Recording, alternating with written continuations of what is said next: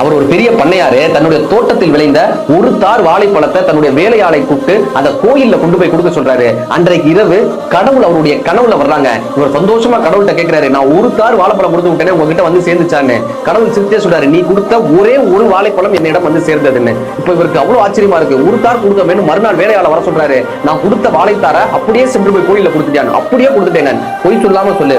இல்ல, நான் போற வழியில ஒரு பிச்சைக்காரர் பசியில வாடிட்டு இருந்தாரு. அந்த வாழைத்தார்ல ஒரே ஒரு வாழைப்பழத்தை மட்டும் பிச்சு அந்த பிச்சைக்காரருக்கு பசியால் வாடிக்கொண்டிருந்த அந்த பிச்சைக்காரருக்கு கொடுத்தேன்னு அந்த வேலையார் சொல்றாங்க. அப்பதான் பண்ணையாருக்கு புரிகிறது, நாம் கொடுத்த ஒரு தார் வாழை கோவிலில் இருக்கக்கூடிய இறைவனிடம் சென்றடையவில்லை. ஆனால் அந்த ஒரே ஒரு வாழைப்பழம் பசித்தவனுடைய வயிற்றை நிரப்பிய காரணத்தினால் அது கடவுளிடம் நேரடியாக சென்று சேர்ந்தது அந்த பண்ணையாருக்கு புரிஞ்சுதாங்க. உன்னை காண பல கோடி இங்கு வாரி இருக்கிறார்கள், எளிதாக உன்னை சேர இங்கு யார்